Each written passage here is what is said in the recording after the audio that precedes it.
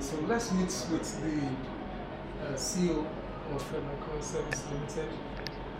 This is the IT crew of Micura Service. We want to discuss with the MD in respect of the anniversary of the company. Sir, may we meet with you? Yeah, my name is Micura Services Ltd. When did Micura Services Ltd. started? Obviously started in, company was registered in February 16, 2007.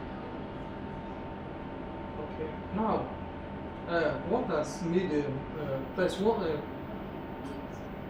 has actually made, what is all about Micura Services Ltd? What is all about Micura Services Ltd? Well, in 2007, when we started in 2007, we started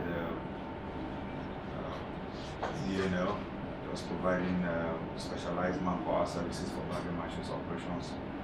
But over time, we diversified into outsourcing and equipment leasing. And today, apart from the fact that we are registered stevedores in the terminals, we're also doing a lot of outsourcing for blue chip companies like Dangote, Boa, and the rest of them. Okay. I want to know, sir, over the years, what has actually kept this company going, kept it going, based on the economic challenges of this country? What has actually kept the company going? Well, when you do business in a country like Nigeria, most times one of the major attributes you have to imbibe is honesty, and like I said earlier, ability to diversify. Because if you don't diversify, you may not have the shock absorber to be able to take some certain things when the decision of the government affects your particular sector. Rice, for instance, today, for the past 2.5 years, there have been no import of rice. But that used to also be our major stake. Fertilizer used to be also one of our 40 to 45% of our earning was also for fertilizer, but today there's no import of fertilizer. So right now, what we are getting our income from is outsourcing. So it's all about ideas. It's all about thinking what others are not doing right, and you take the advantage, to do it right. I think that is where we started from. But in 2007, when we started, we came into the industry like greenhouse. We just looked at what is it that the other stevedores were not doing right. We were able to look at some of the things, most of the stevedores at that time were actually bringing in their dock workers with buses, LT buses. And I think we are the pioneer stevedore in Nigeria today that started with coastal buses that are air conditioned and all of that. That we also try to work within the government framework of meeting the set standard of the government as obtainable in international best practice. Like getting nurses, getting workmen compensation, getting ambulances in our work areas. I think those are some of the things that made us unique. Why some major companies that are also ISO certified felt they are more comfortable to work with us. So I think those are some of the challenges we're able to overcome. Like I said, it's all about diversifying and creating ideas. Okay.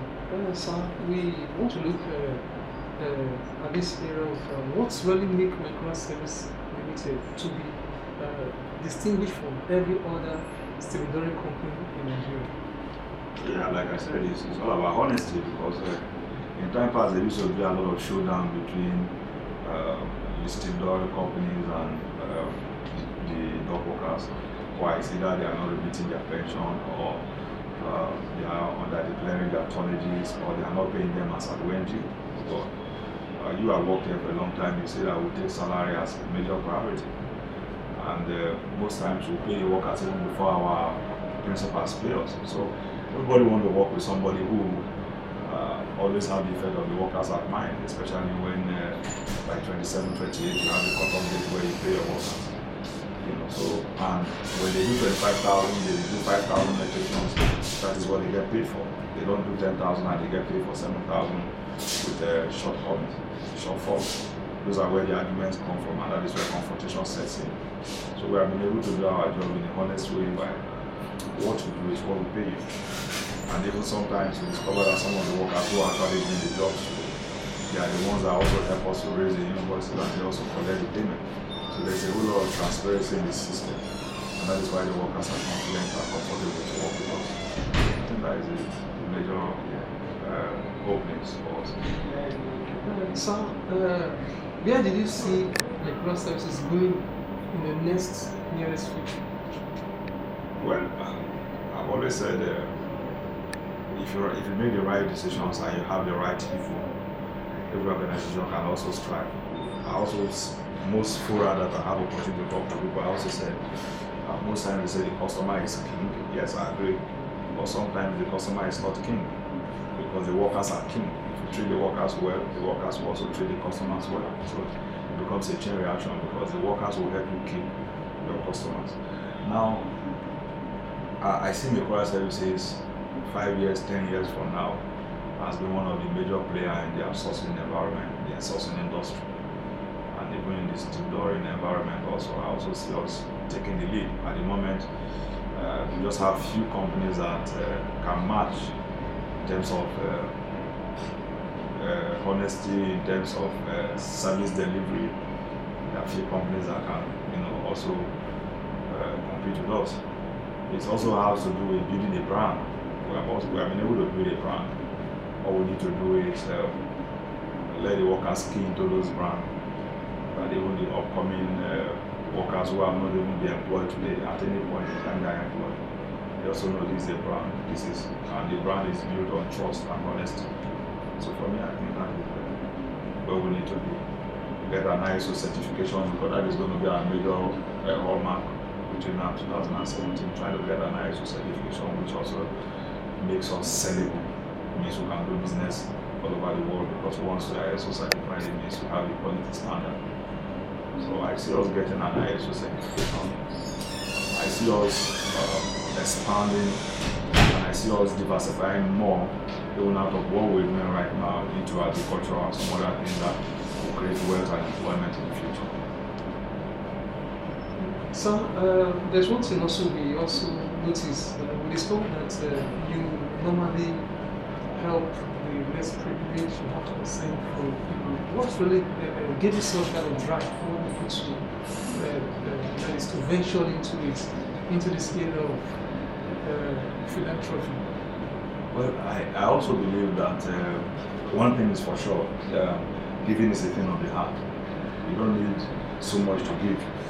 But when you come from an environment, if you come from a background where you had nothing, and you are opportunity to have something, common sense tells you to also look at where you were coming from, so that you can also see from the perspective of those people where they are also coming from. So I think that is just the drive. I knew so many times in the past, by growing up, how difficult it was.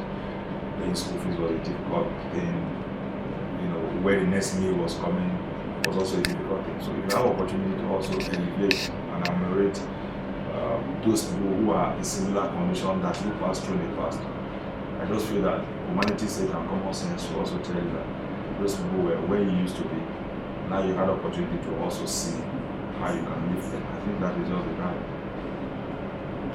So it's a pleasure meeting with you today, and we're having a good time with you, and we really enjoyed it. And we have seen from you, and we see that you see some of the experiences and how it really helps the